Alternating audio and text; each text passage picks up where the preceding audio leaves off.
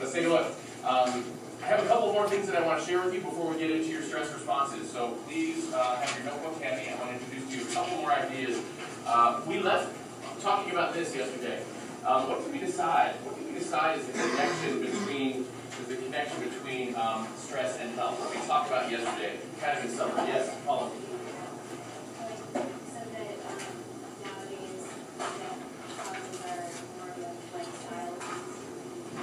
Good word. We talked about the link between health and illness can sometimes, between stress and illness can sometimes be behaviorally related. The idea that lifestyle choices play a part in how our physiological health turns out is kind of where we ended up yesterday.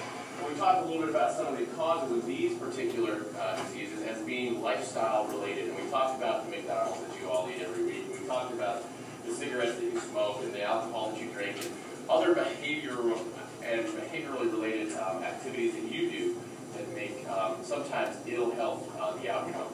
And one of them that we didn't talk about that I do want to mention is that behavior is not always a positive action. Is there behavior that we avoid doing that can contribute to this? Yeah. Like what? Like avoiding eating? Or avoiding What's a behavior that we avoid that can lead to some of these? Smoke, no, we avoid. I'm talking we don't do. Exercise. Thank you very much. How many people get regular exercise on a daily basis? Your gym class, PE? PE? Yeah? I heard you guys like papers and stuff in gym class now. No. Do computer research. Sometimes. Only if you're late. So behavioral choices can involve also the elimination of a particular behavior.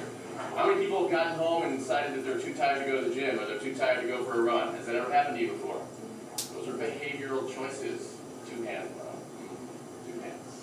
Let's move on. Correct. Correct. I like this, and maybe we can fill this in a little bit more too.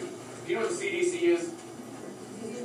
Center for Disease Control. We mentioned them yesterday in reference to that tuberculosis case, the rare strain of tuberculosis that was on the plane a couple years ago. Half of all the deaths in the United States are due to people's behaviors. Half. Not maybe primary cause, but a related cause. Could be something that has to do with our behavior. I wrote down a couple up here. Smoking unprotected sex. You want to give me some more? Stress is a result of behavior. Give me a behavior. Would drinking and driving? Drinking and driving, sure, absolutely. Running backwards. Leading cause of death among perhaps people involved in the animal. I don't know. What else? Eating unhealthily, for sure. For sure. What else? Give me some more. Behaviors. Lack of sleep. Is that a choice sometimes? It is a choice sometimes. We mentioned that maybe yesterday or maybe it was the third period, I'm not sure. Lack of sleep. Lack of sleep. It's always a choice.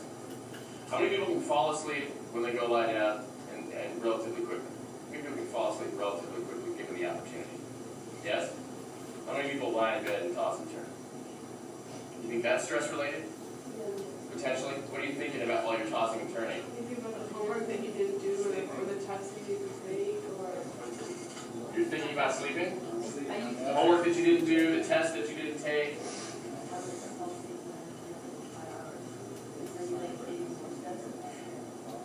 Last night for me, it was whether or not my son was going to be sick this morning because he got a little sick in his head last night. You know what that means? What's that?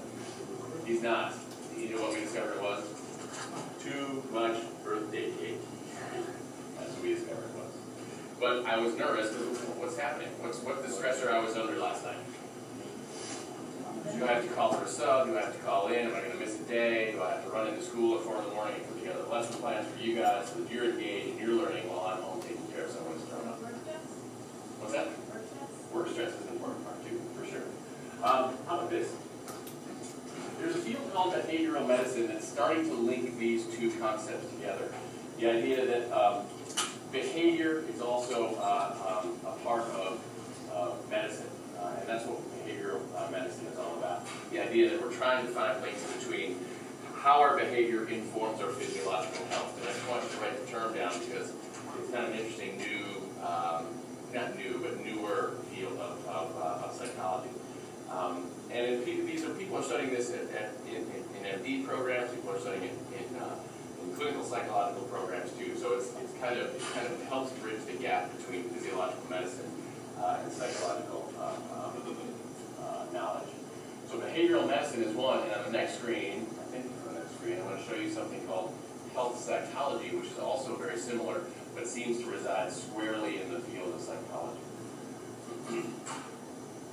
Wait, so are those the reason like if people think something works, it works? That could be part of it. We talked about the placebo effect yesterday. We talked about the connection between mind and body and how more often than not when you feel good psychologically, you can become better feeling physiologically. So, Oh, sorry. No, go ahead. My brother did like this internship at our nutrition, and there's like this vitamin called like emergency. Yes. It's like this, just like powder you put in like a drink. have you seen that emergency?